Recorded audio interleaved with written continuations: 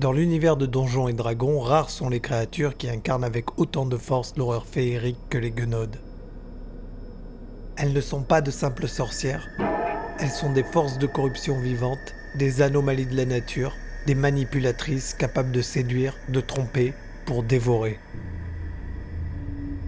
Depuis leur première apparition en 1975, jusqu'à leur ascension en figure mythique, les Guenodes grandissent pour rivaliser avec démons et diables dans les profondeurs de leur intrigue et la cruauté de leur pouvoir. Leur histoire est celle de nos peurs les plus anciennes, capables de métamorphoser un monde familier en un théâtre de terreur et de fascination.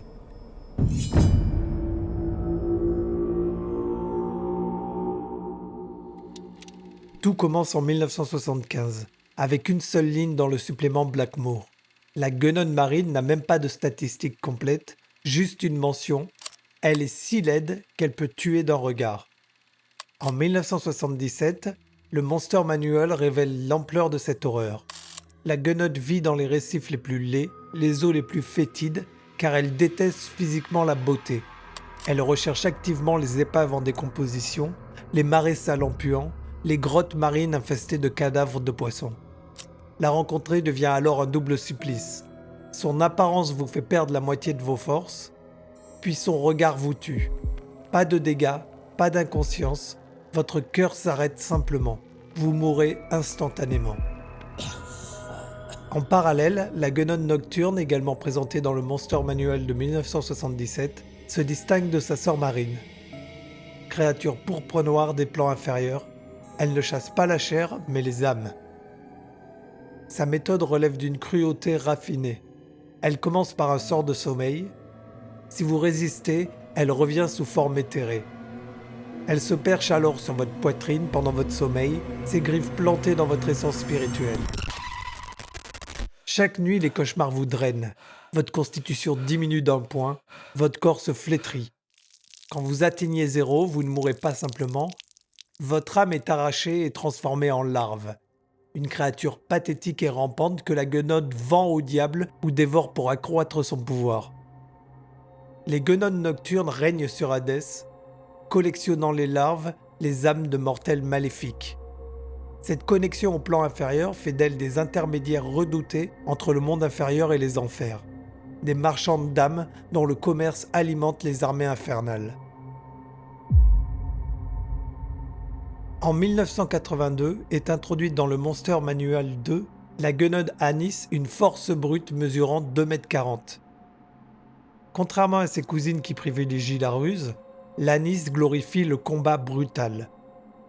Ce qui la définit, c'est sa faim. Pas une faim métaphorique, mais une faim littérale dévorante pour de la chair humaine tendre, avec une énorme préférence pour les enfants. Cette créature peut avaler un humain adulte entier en 10 minutes de mastication. Dans le Monster Manual de 1983 apparaît la guenode verte, présentée comme la plus dangereuse de toutes. Elle vit dans les forêts profondes et les marais fétides, et a la capacité d'imiter les voix à la perfection. Elle vous attire alors en imitant un proche, puis une fois qu'elle vous a piégé, vous soumet à ses sombres desseins. Le Dragon Magazine numéro 125, sorti en 1987, révèle une vérité horrifiante. Les guenodes vertes s'accouplent avec des humains. Après la conception, la grossesse dure 13 mois. La progéniture naît alors avec des griffes acérées et une intelligence malveillante.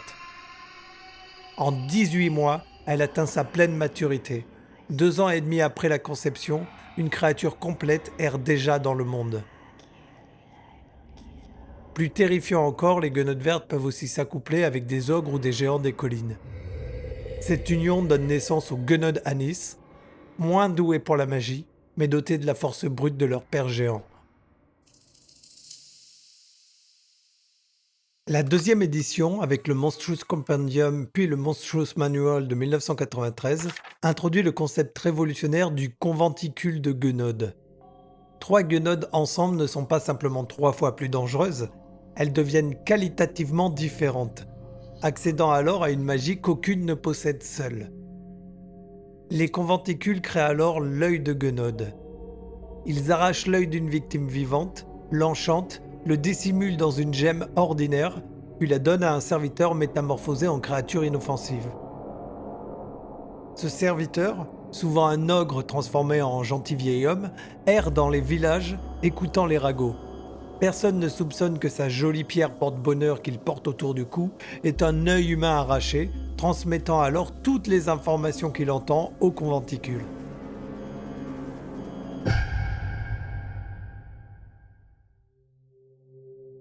Au centre du pouvoir de nombreuses guenodes se trouve un objet sinistre, le Hearthstone, une pierre précieuse opaque imprégnée de magie noire.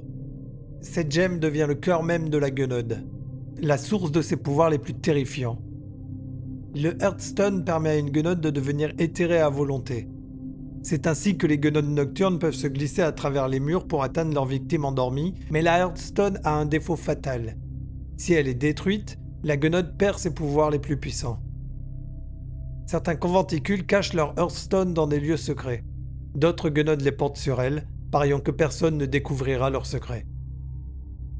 Quelque chose de fascinant avec le conventicule, c'est que les guenodes se détestent. Elles sont fondamentalement égoïstes, jalouses, malveillantes, même avec leurs sœurs. Elles forment des conventicules par nécessité, pas par choix. Chaque réunion est un champ de bataille. Chacune cherche à dominer, chacune complote secrètement contre les autres, toutes unies seulement par leur haine du bien.